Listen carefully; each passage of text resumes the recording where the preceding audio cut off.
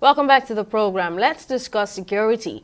Now, a recent survey by the National Bureau of Statistics (NBS) has revealed alarming figures regarding kidnapping in Nigeria. According to the NBS latest Crime Experience and Security Perception Survey, Nigerians paid 2.23 trillion naira as ransom to kidnappers, with the Northwest accounting for 1.2 trillion naira, while the Northeast reported the least at 85.4 billion naira. The North Central had the highest rate of ransom payments by proportion at 83.4%, followed by the Northeast at 78.6%. On average, urban households paid a ransom of 3.7 million naira per incident, compared to 2.3 million naira in rural areas. A further analysis of the report showed that out of the reported cases of kidnapping, 82.1% were released, 12.8% were killed, while 3.3% are still in captivity. The report highlighted that 91% of kidnappings were motivated by ransom demands. And despite reassurances from the government and security agencies, abductions have become rife in some parts of Nigeria. Now, armed gangs, commonly referred to as bandits, are primarily responsible for the surge in violence, particularly in the Northwest and North Central regions, while terror-related incidents plague the Northeast. The Southeast region is not spared of these regular attacks carried out by unknown gunmen. Let's unpack all of these. I'm joined on the program by security expert David Okoro, who joins from Abuja, and Salahuddin Hashim joining from Kaduna State. Gentlemen, thank you for coming on the program. I'll start with you, Mr. Hashim. Now, what do you make of these alarming reports by the NBS that Nigerians paid 2.23 trillion naira as ransom to kidnappers in 1 year? All right. Thank you very much for having me. I think, first of all, it is very important to clarify the concept. The report in itself, as fundamental as it looks and as very vivid and real as it suggests, there has been some quarters claiming that report was actually inserted in the NBS website, and they tried to want to discredit it, even government in itself, NBS itself. But I think, again, there is a political dimension to why that claim is actually coming on the board, and that is very obvious. Now, going straight to the conversation, one is the fact that Nigeria is sandwiched between two axes of evil. One is the Sahel, and the second is the Gulf of Guinea. And you have seen that the heavy burden of that number reside largely in the northern part. And that tells you very clearly that there's a whole lot that needs to be dealt with because of the activities of the Sahel. And why that report is very fundamental is the fact that rather than attempt to either politicize or push it away or to discredit or to remove the legitimacy behind it, I think government should translate that report into queries and, of course, transmit that to the service chief, and, of course, again to the Inspector General of Police and perhaps Office of the National Security Advisor, because there should be some level of interrogation and queries considering the amount that we have invested in security in the last decade. It tells very clearly that we have not seen any transformation in the kind of security-related conversations that has confronted us as a country. And that, for me, is quite fundamental. Somebody should be answering some of those numbers indicated in that particular report. Secondly, is the fact that we have criminalized the payment of ransom. Terrorism Prevention Act 2022, as amended, has actually come to criminalize the payment of ransom. And this is actually, for me, a paradox of plenty, or an irony, that you criminalize, then, of course, it has become an underdog where people go into the black market to make some of this payment. And this is simply put, when you criminalize the payment of ransom and you have not provided capability for protection, it tells very clearly that citizens, only a matter of time, will not trust in the state infrastructure to provide them with that kind of safeguard. For me, this report requires some element of additional interrogation. There is some level of legitimacy behind this report. And of course, even though, yes, some quarters have actually distanced themselves from it, and of course querying the methodology. I still think the fundamental thing is that there is some level of heightened insecurity going on across the country. And this report should be translated into a query, and people should be answering and be responding to it. Security in 2025 budget is going to be taking over 4.9 trillion. And I think, again, these are some of the things we need to be asking ourselves. How then do we need to deal with the issue considering the amount that we are investing into public safety and security? I'll come to you, Mr. Okoro. How serious is this report by the NBS? I mean, those figures put out by on the rate of kidnappings in the country. Well, it is a sobering report that graphically portray what our situation as a nation has become. Initially, we're alarmed looking at the overall global figure. But when we break it down to zones and geographical zones and all that, it falls within what we always know was the security situation in our country. The figures tells you that we are in a national security crisis. We're in a situation of national security crisis. Whatever government says to the contrary does not change anything. I know that any government will be embarrassed and they will want to sweep this under the carpet, but it's a graphical representation that all is not well with us and that we're in a situation of crisis. I mean, in a nation where we are not in a civil war situation, we are not in a war with another nation, and within a year, we lost 614,000 Nigerians. They were murdered in cold blood by criminals. It tells you that we really are in a country where there is no government. That's what it means. The figure of 2.23 trillion naira that was paid in ransom, for me, that's an estimate, but that is high. It tells you that almost that comes to about 10% of close to 8-9% of the budget of our country for 2024 was paid by citizens to criminals. So then the question you would then ask is, so where is government in all this? Do we have a government?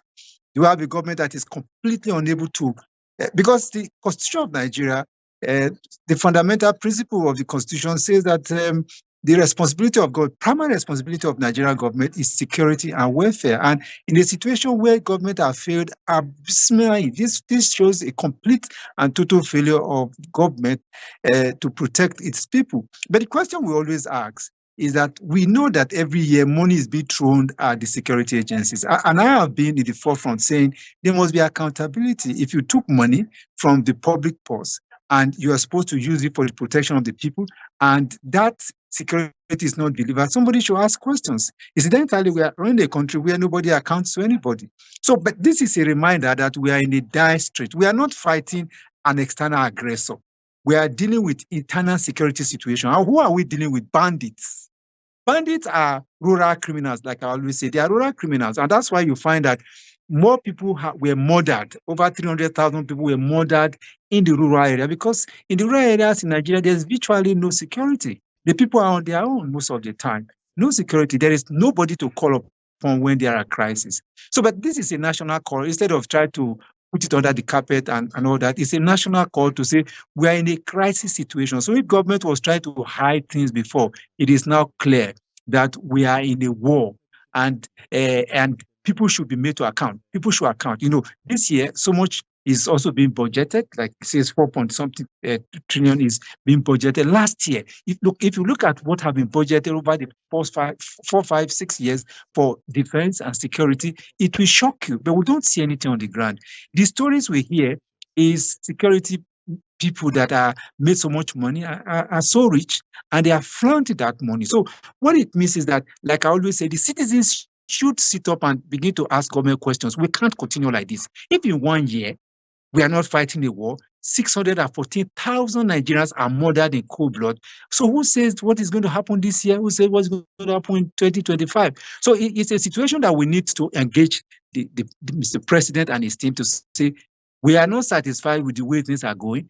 If we have a country of 200 million people, and in 1 year you have over 600,000 people killed, What do you think is going to happen to us progressively if this continues? It means that in a few years' time, there might be nobody left in this country except government does it.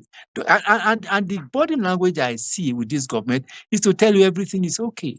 It'll tell you that nothing is happening, everything is okay, everything is going to be better and all that. My intervention is to say, seeing the trend that things are going, we paid in 1 year 2.23 trillion. Yeah, that is contestable, but it's an indication of the direction that things are going. So if in 1 year this happens, what is going to happen this year? Because for me and you, there is nothing that is in place today that shows that government is going to do better tomorrow.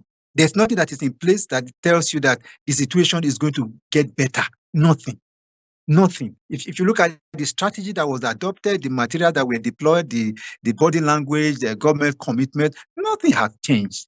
Nothing. So it tells you that what we are seeing, we just continue. You still go to the north, you go to the rural areas, they are completely bereft of any form of security. It's in the urban area. I've traveled around the north and in all these regions you are talking about and have interacted. It's only in the capital city and in the major cities that you find semblance of security. In the rural area, there is nothing. Even in so to speak, urban centers, there is just a semblance of security. You don't have the guys that are responsible for security in these areas are the vigilantes. They are the ones that are taking all this upon themselves. Many times they are using almost bare hands to fight. So I'm saying that we're in a situation of security crisis, and this government cannot continue to hide under one finger and tell us they are doing reform. Reform is not yielding any result. We are seeing people dying. You don't know what it means that in the country you have 600,000 people die when there is no war. It is a call to action that the citizens must sit up and ask their government to wake up. Otherwise, I don't know what Nigeria is going to turn into. Now, let's talk about ransom payment generally in the country. I mean, there have been numerous warnings by the government against this act, the ransom payment to kidnappers for the release of loved ones who have been abducted. However, these abductors receive these monies one way or another. You know, they even make a show of their returns on social media without any fear of being caught, which further reveals that this has become a business venture for these kidnappers. Now, are you convinced that the government is doing enough to address this issue of kidnappings in the country? Mr. Hashim, let me come to you. Okay. I think very clearly we have a little bit of a setback regarding government response using the financial intelligence unit to be able to combat criminality. And I think, again, this is where intelligence, actionable intelligence becomes very fundamental because what I have seen very clearly is that there seems to be some level of big and huge indictment on the financial intelligence infrastructure to be able to manage, contain, and prevent some of these issues and how to also create deterrence. And one of the things that I've always asked myself is that, look, there is no way these kind of things would have happened where families would not make large cash withdrawal. And this is a country where we still currently have a cashless policy.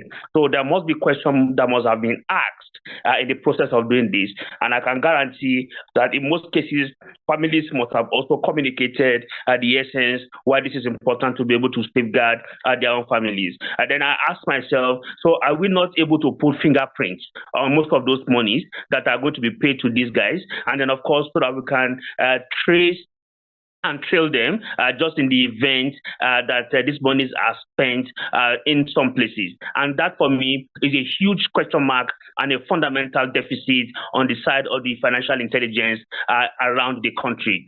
Two, for me, is the issue that borders around how community governance structures has also helped to be able to manage all of these crises. And for me, again, if you create a situation and you have a law that actually prohibits the payment of ransom, then the question remains, what exactly have you put in place to be able to safeguard this entire value chain?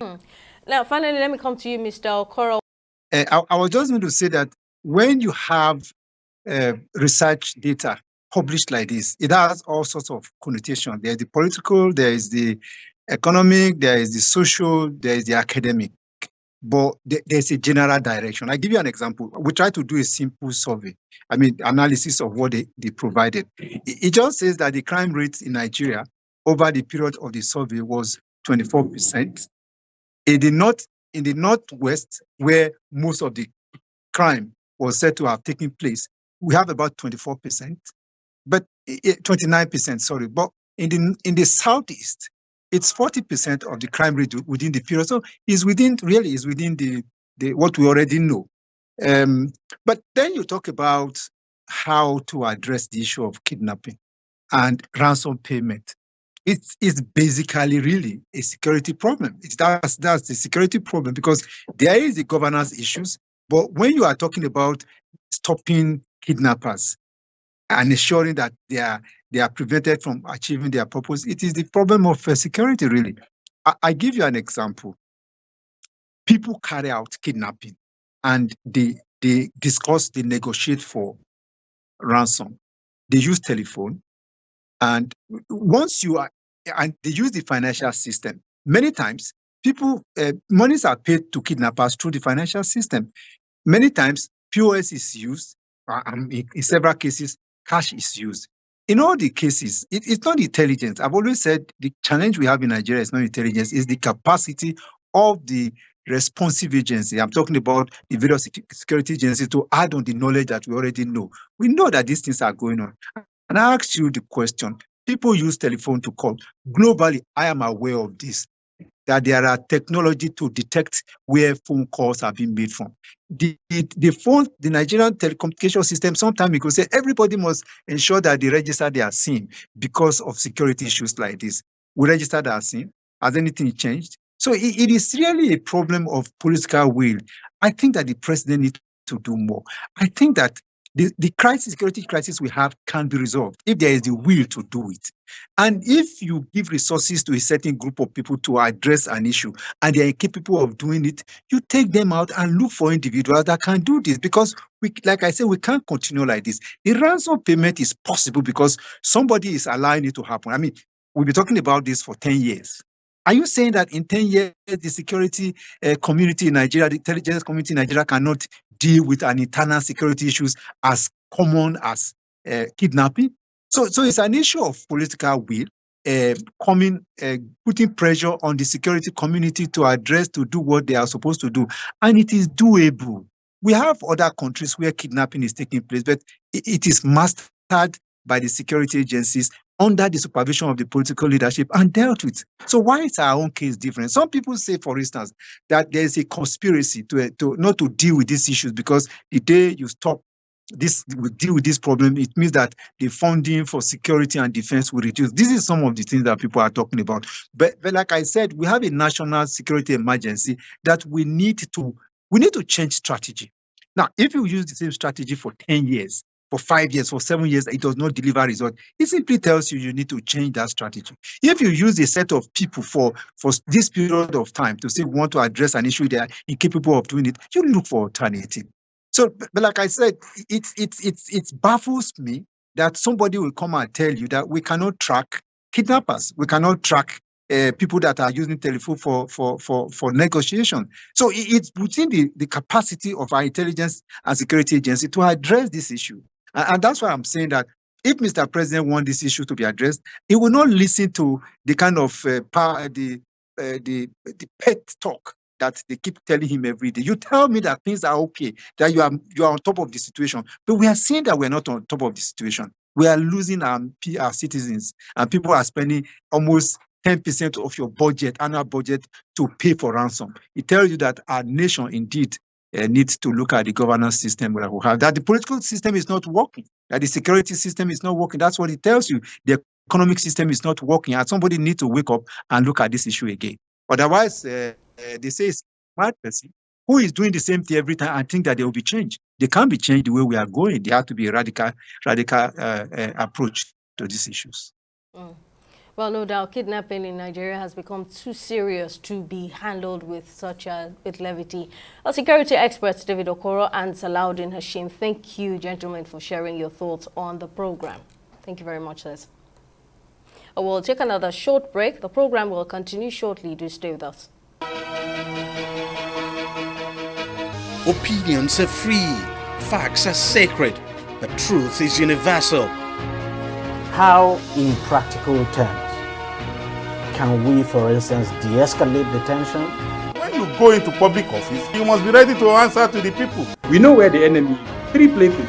The Lake Chad Basin, the border area between Nigeria and Cameroon, and then the Sambisa Forest. On DEJI360, we give you a complete dose of everything. Opinion, facts and undiluted truth. I hardly believe what politicians say in this part of the world. A new Nigeria is possible, a future is possible. We delve into the issues, dissect it so that you can understand it, use it to take action. I don't think there's any need for any governor to look for grant for ranching. DEJI360, dissecting the issues.